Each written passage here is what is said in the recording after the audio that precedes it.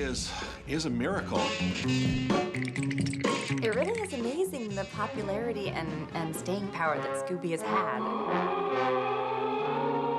When we first started, obviously you had no idea that this show was going to be such a smash hit. It has an appeal that just seems to cross generations. He's a talking dog, he's goofy, he eats his face off constantly. It's got an alchemy. It's just like all of the pieces sort of came together in an unexpected way and created something totally new. It's timeless.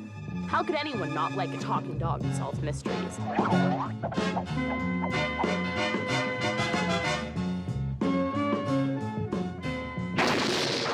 Okay, Brent, how do we start? Start looking for something out of the ordinary. Take a good look around. My first memories of watching Scooby-Doo were just on the couch by myself, latchkey kid with a tub of ice cream, like eating things I shouldn't be eating and watching Scooby-Doo. My earliest memory of Scooby-Doo was when I was a little kid watching them on Saturday morning TV when you only had 3 channels. I got up early and I watched whatever else I had to watch, and the show came on and the bats flew out and there was this noise as the bats fly out. And I turned off the TV and I didn't watch it for about 6 years. The original cartoon series, Scooby-Doo, Where Are You? The episode was called A Tiki Scare Is No Fair, and that witch doctor creeped me out, man. I don't know what it was, but... Although it's a mystery, the mystery is not that deep. And although it's supposed to be scary, it is not that scary. You have Scooby and Shaggy. Science ghosts! Ghost! They're really close buddies. And they're slackers. There's no pro-social value to their friendship. It is just silliness. And I think that is what kids respond to. It's only a tree branch. I knew it all the time. I think it was Iwo Takamoto's designs, because Iwo has a way of designing appeal. The style is very simple and pleasant to look at. And so as a kid, I just enjoyed that whole style. It's kind of flat, but there was something charming about that. It just was appealing to the eye. And it's a hard design to capture, which is kind of interesting, because I remember when we did the Johnny Bravo meets Scooby-Doo episode, trying to draw Scooby-Doo. It looks so simple, yet it's so complex. So it's a nice combination of simplicity and complexity that made it interesting. Well, the networks didn't really have as much play into the character to begin with. You know, it was just something that we decided to have a big, goofy Great Dane. As soon as you started writing the character, then he started coming alive, and you started seeing not only is he's a lot of fun, he's so lovable. That was the biggest thing. What a creaky, creepy place. When you look at those characters, they are characters kind of frozen in time. And they're not really what hippies or hipsters or cool kids were like. They're kind of like what 50-year-old guys thought kids were at that time.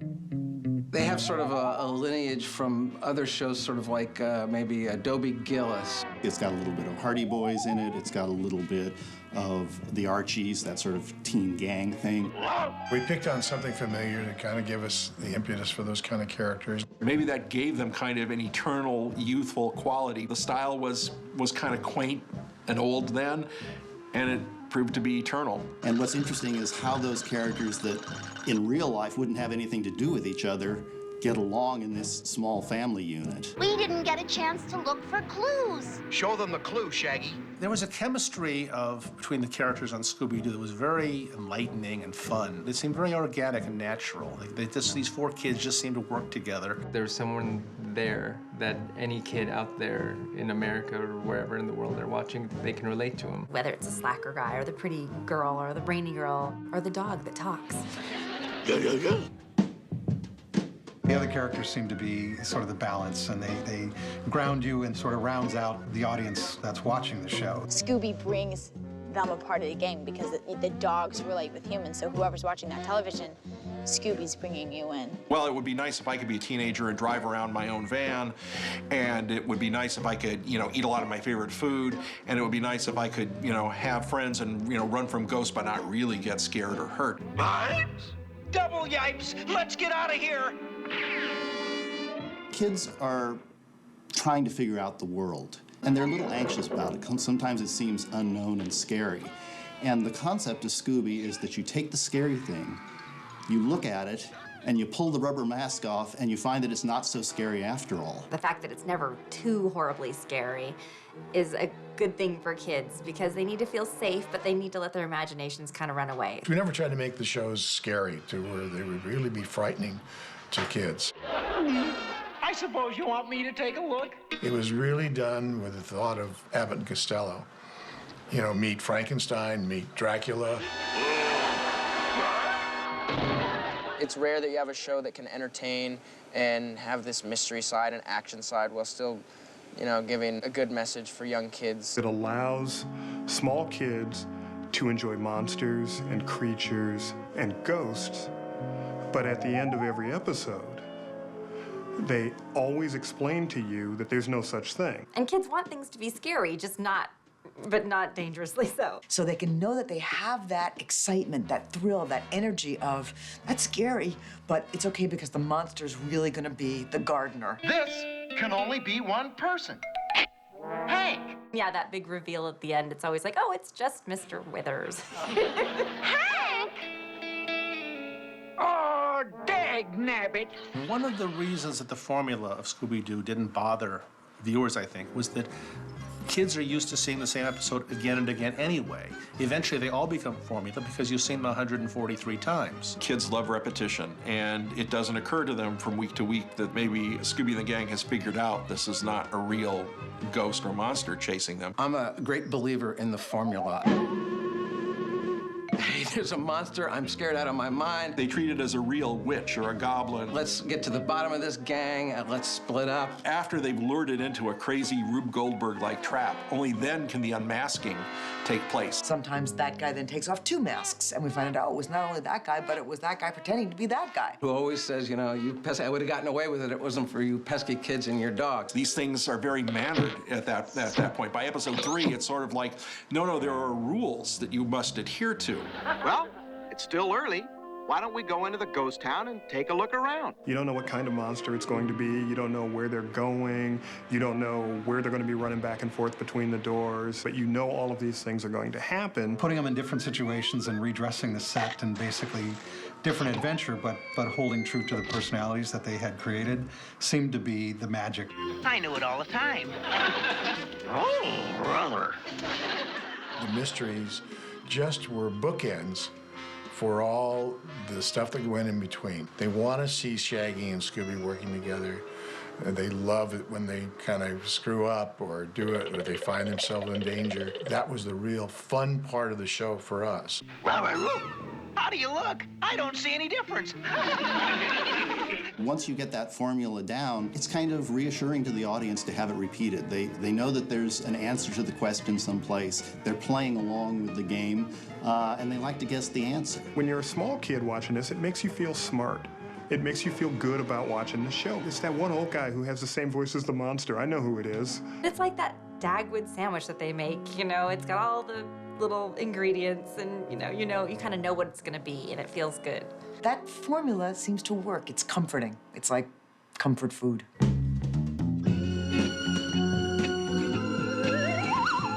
It's amazing to me how many different incarnations Scooby has taken on. He's really stood the test of time and kind of been able to be plugged into all different situations. Scooby-Doo is a name that I believe upwards of 100% of the population are familiar with. When a character is as iconic as Scooby is, it's fun to get in and play with it. This was one of the shows I grew up watching, and here I am, I've got a shot to write it. So, how do I have a little bit of fun with it? But you also want to sort of be part of that legacy as well. So everybody wants to take a stab at Scooby. I personally wanted Johnny Bravo to meet Scooby-Doo because I was a huge Scooby-Doo fan. I asked, can Joe Barbera be on my, help us? Can he work on the show as well? They're like, sure. So Joe Barbera was actually part of our writing staff for a little time being. We had the help of Iwo Takamoto. He helped design the backgrounds and the look of it. I wanted it to be authentic to what Scooby-Doo was.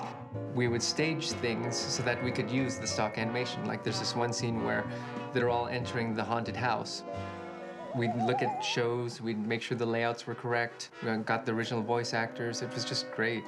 When we aspire to do things different and to add to what we already know to be true about the franchise and about the characters, then we are doing what Joe Barbera did in the moment. He said, well, let's put it all together. I had no idea how many episodes of Scooby-Doo there are out in this world. I mean, there are thousands.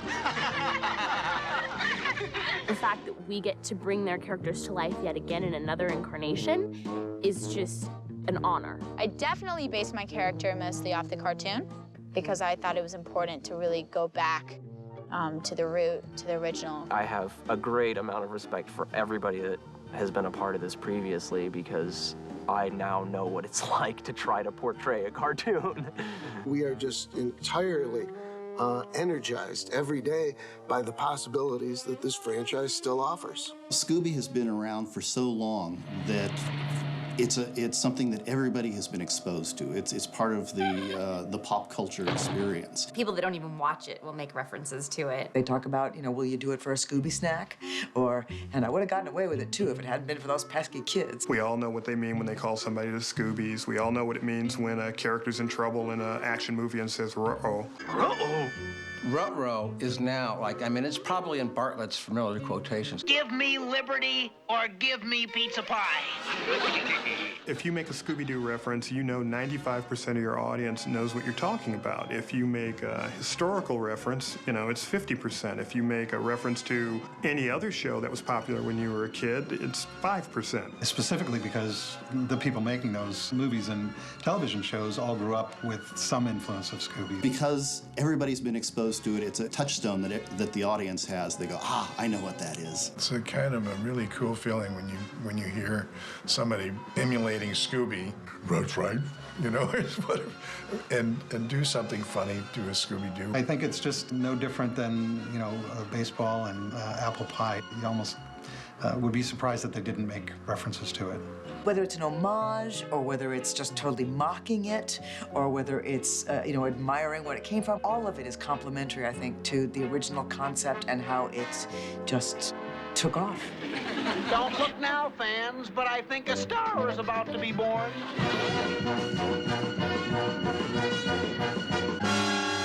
There seems to be something about Scooby that is universal. Scooby is so popular worldwide because it just translates easy. It's such a primal, simple concept. Who doesn't love food, being scared, and a hot van? Wonder what it's like on a Saturday night. Kids really are the same across the world as far as their insecurities and their desire to be part of a group and their being able to look at a character and say, I'm like that, or I could be like that, and that would be okay. He's very much grilled cheese sandwiches, Scooby-Doo. I don't know if in India they like grilled cheese sandwiches, but he's curry to India. That's the worst joke I ever heard. I used to do music, and I'd tour all over the world singing, and I would see it on TV, and I just couldn't believe it. I was like, wow, I can't believe Scooby-Doo is on here. And it'd be so interesting to hear all the different versions of what Scooby sounds like in French, in Spanish, in German, in, Italian. The fact that you've got a brand that's crossed cultures and, 160 countries, it's real easy to look at the appeal and the commercial value. Putting Scooby-Doo on a toothbrush or a mug or, just any kind of merchandising is a great idea because everybody loves Scooby-Doo. You're gonna sell it to 6-year-olds and 60-year-olds. Scooby just has a natural appeal. It makes him popular as a pitch mutt. Who wouldn't buy a product from a dog? That one has Scooby on it. I want the Scooby toothbrush. And if that makes kids brush their teeth, that's a brilliant merchandising idea. Let's put Scooby on the end of the toothbrush. Kids want to take their Scooby-Doo backpack around, their Scooby-Doo iPod case, just because it's comfortable to have your friend with you whenever you go. It's a very appealing face on the box. Oh, there's a character I love. How bad can these be? Scooby snacks. I believe at some point there were cookies for kids, for us, for people that were called Scooby snacks. So I'm a little disturbed that there's now dog food and people food called Scooby snacks. Would you do it for a Shaggy snack? A little something I whipped up? A Shaggy snack? It's still on the air. You can still buy the DVDs. You can buy new DVDs. There's still new cartoons being made. There's still classic cartoons, so why not latch on and merchandise with them? I think because Scooby-Doo has been on for so long, that he runs the gambit in terms of likability and relatability with parents and kids. It's a part of about 2 generations, maybe 3 generations' childhoods. You know, there are people who are going to buy this DVD just because Scooby was a part of their childhood and they want to share it with their kids. You know, when you love something as a kid, you really want to share that experience with your child. We enjoy doing things with our kids and seeing them enjoy it for the first time like we did. It's high energy, just like little kids are, and yet it's reminiscent for the adults. They grew up with Scooby, so it's a little nostalgia event for them. So it's really easy, fun family viewing. It's really such a part of my childhood, and it was a part of my sister's childhood and my brother's childhood, and it's so iconic that the fact that I was chosen to do that is something that I will treasure for the rest of my life and with my kids someday. People hand them down from one generation to another, and there's only a handful of characters, like Bugs Bunny and Mickey Mouse, that this is true of. A lot of great cartoon characters are of their time, and they don't transcend it. Scooby-Doo seems to just live on and on and on. When you're flipping through TV and you go, oh, I'll just stop and watch that for a second, because you want to see how it's changed, and it has evolved, and yet there's something about it that's still very securely based in the concepts that Mr. Hanna-Barbera came up with back then, and it exists still today, and that's charming. We've really got to go. What? What's the rush? I think the character will endure because it's an American icon. If you lived in America and you watch television, you've seen Scooby-Doo at some point, and you know the formula, and you know the gags.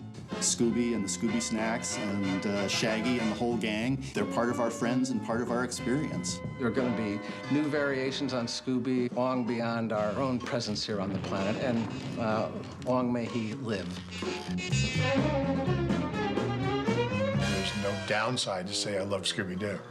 You know, everybody loves Scooby-Doo.